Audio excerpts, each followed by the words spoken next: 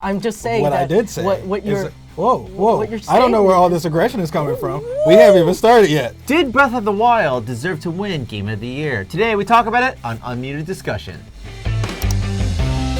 Unmuted Discussion is a show where we talk about hot topics in gaming. Today we're talking about, did Breath of the Wild deserve to win Game of the Year? My name is Nicky. I'm Adrian. And I'm Darrian. And we actually had a poll running in the community tab on the leaderboard, and here are the results. All right, so around 5,000 of you voted, and 34% of you said yes, no question. 16% of you said yes. 26% of you said not sure. 15% of you said no. And 8% of you said not at all, the game is terrible. So already we're seeing that there's more favorable opinions about Breath of the Wild. A lot of people said yes, it did deserve Game of the Year. I'm not going to agree or disagree till towards the end of this video. But Darrian, what do you think? I'm glad you asked, Adrian. I am one of those people. I did not think that Breath of the Wild deserved to be Game of the Year. And I know it's a great game, and I'm not saying that it's not a good game or it wasn't a great effort by Nintendo. But when I think of Game of the Year, one of the key requirements that I look at, and when we think about past winners of that category, is did the game push gaming forward? Did it revolutionize some aspect of gaming? Did it cause us to think about things differently? Did it have a revolutionary way of playing games? Like, was the gameplay beyond anything we had ever seen? And I have to say, like, Breath of the Wild, it didn't achieve that. One of the major things that everybody talked about or praised Breath of the Wild with was the expansiveness of the map. And granted, Breath of the Wild's 29 square miles is big, but when we think about other games like Grand Theft Auto, or we think about Assassin's Creed Black Flag, or we think about Far Cry, these maps, as far as open world are concerned, range in the hundreds of square miles. Zelda is up there, but it doesn't come close to breaking ground in that area. When we think about the open world mechanics, I mean, they're 6 years too late. Skyrim's been there and done that. You know, when we think about the storytelling and the way the game was developed, Link doesn't say a single word in the entire game. It leads me to think, like, yes, this game was great. I think it was a great initial IP on the Switch, but it didn't revolutionize gaming in any substantive way. Maybe the genre, maybe for Zelda, it was a revolutionary departure from the previous games in that series, but not for gaming as a whole that warranted having the title of Game of the Year. I completely disagree with everything you just said. Okay, disagree, Adrian. I want to know why. Okay, you see, a lot of the things you pointed out was just how big the map was, and like I do agree, the map was big, but that wasn't that the only big. thing I said, FYI. I know, but keep going. It's like one of the things you pointed out and what a lot of people praise. But oftentimes you forget, like, just because a map's big doesn't make it good. We've had so many games where you have this huge map, but you can't really do anything in it. Whereas Breath of the Wild, you can literally find a place like on the map and go, hey, I want to travel there, and you can do it. And it's not only limited to that, there are several aspects in the map that affect gameplay. A lot of the times the weather can become like a lightning storm or thunderstorm, and you have to change out of Metal Gear, into like wooden gear, or drop all your clothing so that the lightning doesn't strike you. If you're in an icy place, you have to change your clothes, or you can light up a torch, and that affects like how Link's body regulates its temperature. Or if you're in Death Mountain or like the volcano, I apologize completely for forgetting the name of volcano, but you can take like a bomb arrow, try to shoot it, and it will explode right in front of you. And all of that is just tackling my map point. You also tackled like Link doesn't speak. And what most of the Zelda games do, like the title kind of reveals what the game is going to be about. Like Ocarina of Time focused on the Ocarina of Time. Majora's Mask, I don't know how you guys pronounce it, focused on the mask. And a lot of the games kind of follow this pattern. Whereas this one, Breath of the Wild, it does focus more on the map and the world and just like what's going on in the world as opposed to Link himself. So I think what it does as like, what its goal is to tell you the story of the world rather than Link himself. And kind of puts the player in the role of Link. Yeah, and I think it did a really good job of just like expanding what the map does. I think it did revolutionize what an open world game can be, because a lot of, like I said before, a lot of games give you this giant map, but it doesn't really give you anything to do except for, hey, let's just do fetch quests and stuff. You have games like Grand Theft Auto, and when they make a new edition, or from 4 to 5, they have to go bigger. And in some cases, they went and they did Red Dead Redemption, so they had all this wildlife, and that's like a good way to make use of the space. But sometimes you have games that just increase the size, and there's really nothing between point A and point B except for just roads that you can just drive across. And you're making the claim that like there was this whole other element and this whole other variable that went with expanding the map in Zelda. Yeah, like Nintendo always focuses on gameplay first, and what they did was make the map fully like fun to play.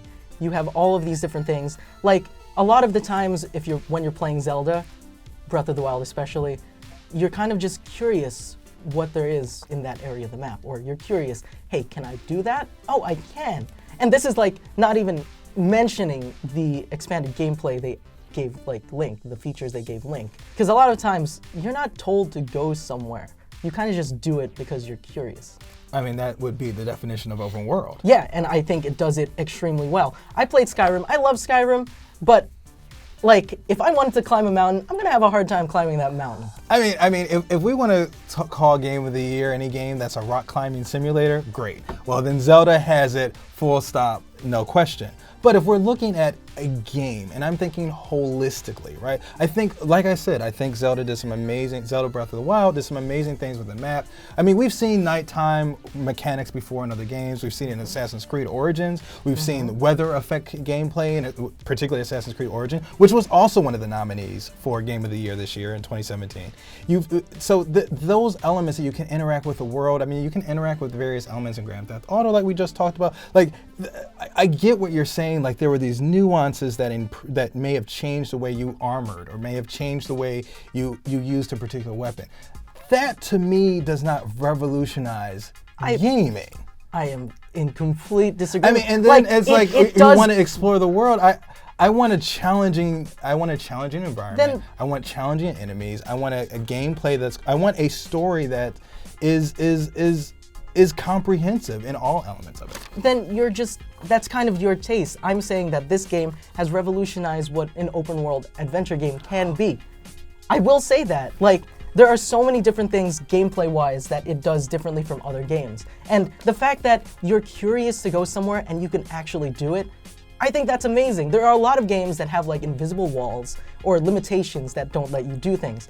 One of the other nominees, which I've been playing recently, Horizon Zero Dawn, like the world looks beautiful. It is like beautiful, and I've gotten to the part where like you kind of open up what went on in the world. But a lot of the times I'm just like, I really do want to see, like, I want to get a better view, or I want to go to this area, but I can't because a lot of times Aloy just kind of can't get over a rock. What I will say, as someone who is a big fan of Horizon Zero Dawn, can you climb every rock or mountain in the game? No. Now, in real life, can you climb Mount Everest? But this is a game. Yeah, it's a game. It's a game grounded in reality, and they created there were certain So areas in that real life- Aloy should not have been So able to cross in real over. life, can I not get over this fence? Now, of course, Can I get over this tiny rock? I'm going to. I think if we drill down on the nuances of what you can do on a particular map, then I'm not arguing that Zelda has an advantage there. I'm just talking holistically. When we think about Horizon Zero Dawn, the fighting the dinosaurs and the approach that game had towards just surviving that environment, the emphasis on character and story, the emphasis on graphic fidelity, like the emphasis on sound design specifically, like they had to create sounds for these. What does a mechanical dinosaur sound like? Like, I don't know. I mean, they came up with some really innovative designs there. And so when you look at that holistically, it creates a very different idea. More importantly, one of the things Horizon Zero Dawn did is they put a female protagonist in a lead role in a way that she was not being objectified. That is revolutionary. Kind of like Faith from Mirror's Edge. That's exactly what I was going to say. Mirror's Edge has done it before, 10 years before Aloy. I think Guerrilla, with it being a AAA title and having the massive success that it did as a game, and the way they positioned Aloy with her backstory and in that particular world, and a post-apocalyptic world, those things together are revolutionary. Not to take anything away from Mirror's Edge. Faith? Samus? Samus was another one. And she wasn't sexualized. Yeah, She was actually. It was not- only revealed at the very end that it was. Well, second yeah. game. They held that like it was, look, surprise, as opposed to embracing the reality that this was a strong female character But from think the about very the time. beginning of the Think game. about the time that came out, though. That's fine, but we live in okay. a different century where we are trying to push things and create social change in gaming, and games should be a part of that. I will say, like 10 years before Horizon Zero Dawn came out, we had Mirror's Edge. Faith was Asian, and there was a lot of talk behind like how she looked, and the developers were like getting backlash from fans asking like, oh, why does she look that way? Because that's what the developers wanted her to look like.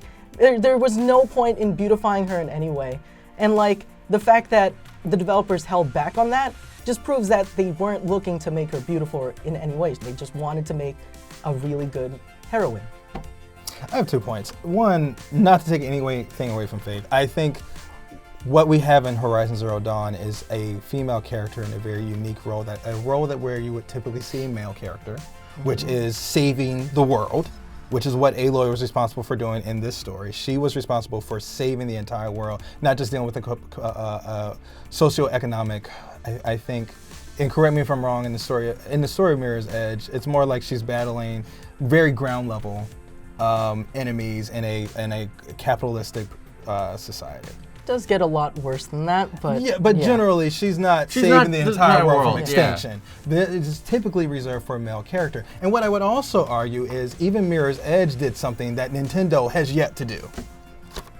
Aside from Samus, really put female protagonists in leadership and heroine in saving the world type of roles. And Zelda Breath of the Wild did not do that with Link. You do know that Fire Emblem Echoes came out this year, and it was half of the story was a queen commanding her army and a king commanding their army. And yes, like they are saving the world from destruction.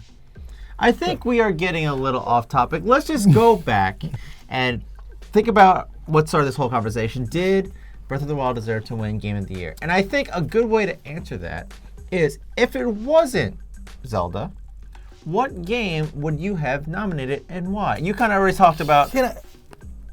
No, go ahead. Can you Go ahead. not interrupt me when I talk? Go ahead. One time. One time for the people. Darrian, how do you feel about Horizon Zero Dawn winning Game of the Year? Or if not Horizon Zero Dawn, what other game would you have put up there? Well, here's the thing, right? Like, I think, obviously, I believe that Horizon Zero Dawn was a holistically superior game. And one of the questions that I have, and I think that as we look at Zelda, is I think a lot of people, and kill me in the comments if I'm wrong, Zelda came out on the Switch. Breath of the Wild came on the Switch.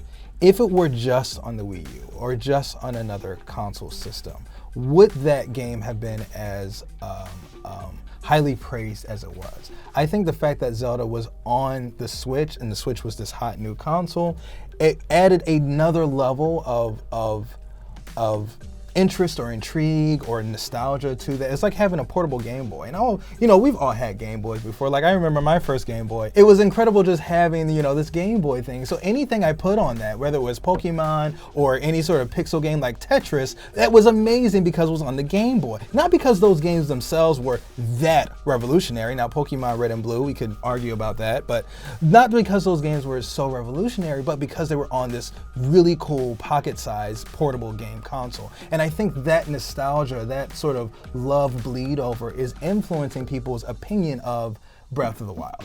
But a lot of people couldn't buy the Switch for like 6 months anyway.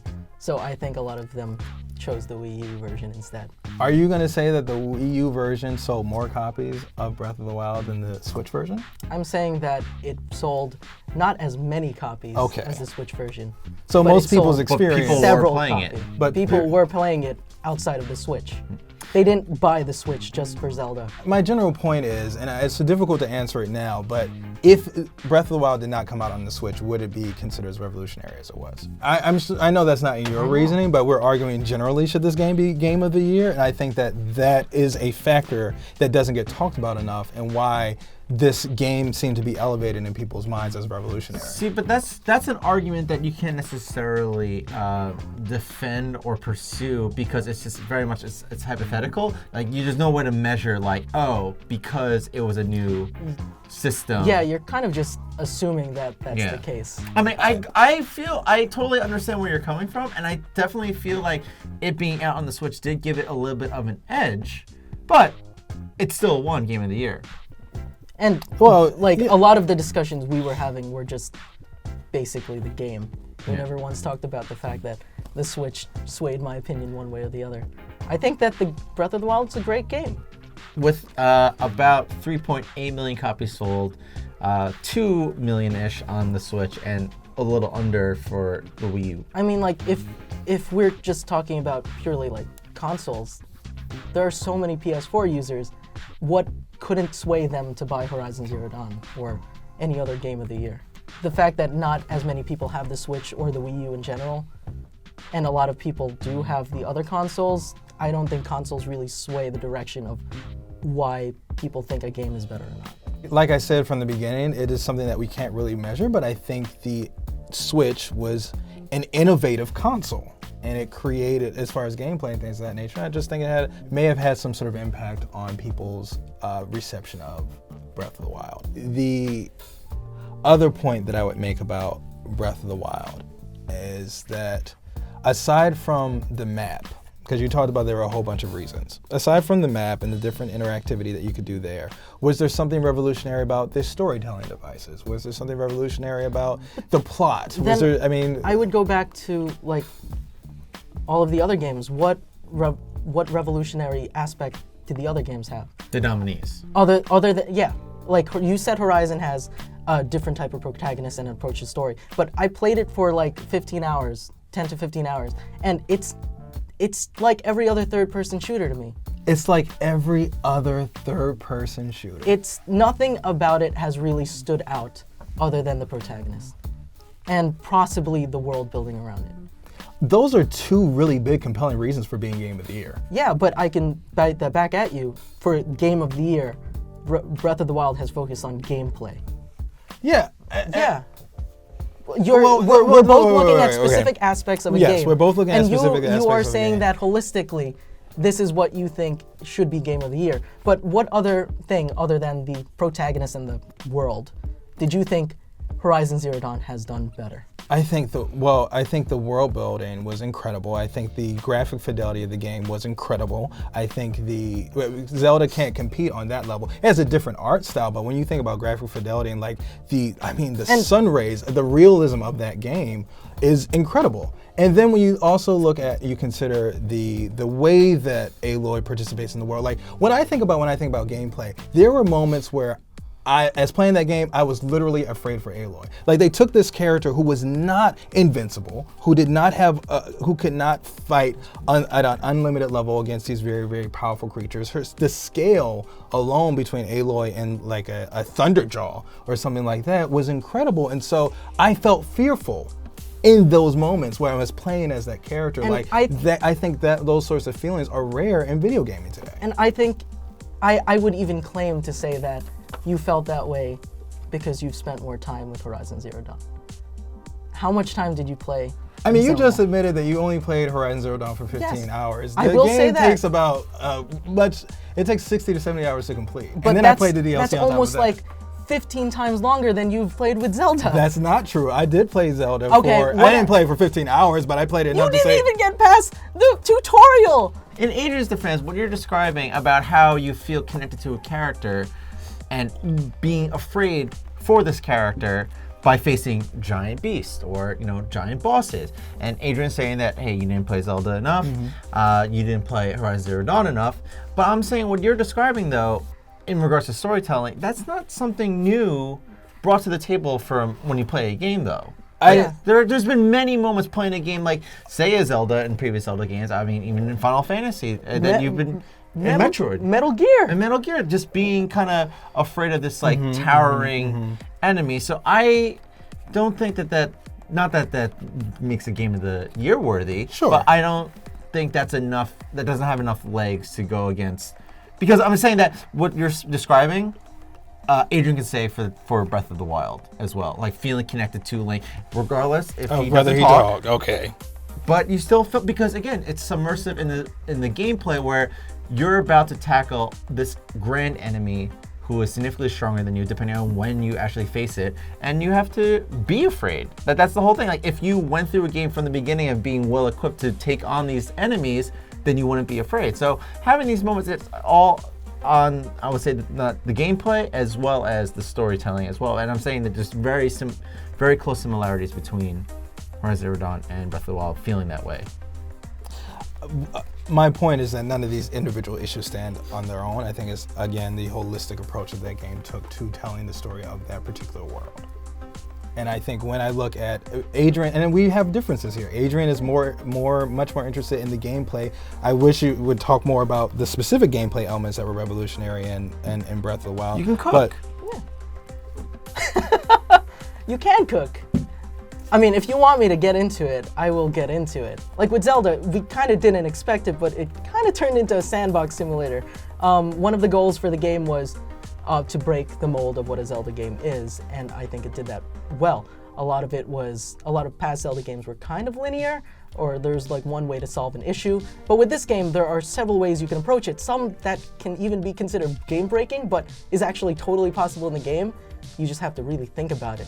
There's like the whole magnesis element, there's the time-stopping element that affects the physics if you hit it.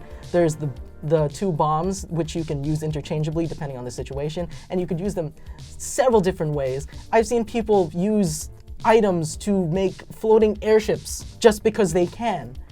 And the fact that you can do so much is amazing. It makes the experience unique to each player. Yeah, and what I'm saying is that, like, it does revolutionize the open world game because there are so many different aspects that change what an open world game is, because you can do all of these different things. If you want to get on top of Death Mountain, just use magnesis and the time-stopping mechanic and find a block and shoot your way up. I think Zelda Breath of the Wild broke the mold for Zelda games. Did it chart new territory for gaming? I don't know. I don't think so. It just didn't do that for me. I think For you. it didn't. Right. Like I said, this is my opinion. You know, you don't have to agree with it, but I just think it did not break the mold in gaming. So Now, if we're going to talk about the nominees for Game of the Year for the Game Awards, which was it previously Spike Game Awards, they had PUBG, they had Odyssey, they had Zelda, they had Horizon Zero Dawn, and Persona 5. I love Persona 5, and I thought it did deserve to be on that list. PUBG, I don't know. Honestly, like if we were going to pick a game that could replace PUBG, I think Cuphead is actually a very good Game of the Year. I would say Cuphead to me would be Game of the Year. The graphical aspects of it, like the look of it, it's just amazing. And, you know, in the office, we just love it. Yeah, I mean, that to me, I'm glad you brought that up, Adrian, is a game that should have been nominated and does break new ground in a whole host of areas. And it also has, it brought nostalgia back in a very modern way, but utilizing just some of the old mechanics that we love, but making them feel current and new. Yeah. And I just think that level of innovation in that game is worthy of Game of the Year, not just a beefed up open world. What I think Cuphead did really well is like the technical aspects. Like a lot of the visuals were hand drawn, hand animated, and I thought that was amazing. But not only that, gameplay wise, the game was one of those games where it's kind of Dark Soulsy.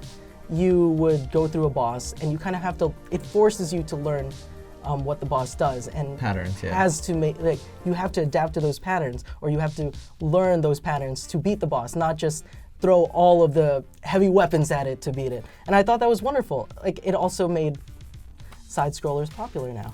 If I could just say one more point, I mean, you won't get any disagreement from me about Cuphead being Game of the Year. I think it also, one of the things it brought back was the two-player co-op mode, which I think it did an extraordinary job with making that mechanic just feel like, oh, you can play with friends and you want to play with friends, and it's not a distraction from the ultimate gameplay or the ultimate objective of each map, and that sort of playing on the couch sort of gameplay, which we've missed for a really long time, they popularized and revolutionized in some areas. And so when I think of a Game of the Year, Cuphead, even more than Horizon Zero Dawn and some of the other games that we talked about, is a perfect example of what revolutionary gaming looks like. Yeah, because most games that you get, even though they might be multiplayer, say online, most of them are one controller per console. You know, and a lot of the nominees were pretty much, you know, one player. So it would have been nice to see Cuphead on there. I mean, we did get a bunch of comments more with again the majority saying yes that Breath of the Wild should have won, but we have Space Meow says not at all, the game is terrible. I'm honestly hate the Zelda series. We have Aaron Shara, not sure. Horizon Zero Dawn, in my opinion. We have someone named Toy Pizza, yes, no question. What is Zelda? We have Deucer Gaming, yes, no question. Breath of the Wild was the game. It immersed the player, gave 1,000,001 ways to play, and had an epic story with lots of bonus things to discover. And don't get me started on the DLC, which was phenomenal. And above all, it was just plain fun. We've got the Janitor, yes. I have never played it, but I have friends who love it, so yeah, I think it does. Right. So what do you guys think? Do you think that Breath of the Wild deserved to be Game of the Year, or do you have another nominee? Let us know in the comments. And if you want to see this video or more like it, make sure you click that subscribe button and then click the bell icon so you can become part of the notification squad, so you'll be notified on whenever we upload. And we upload about 5 times a week. So keep it here to the Leaderboard, your home For video game facts.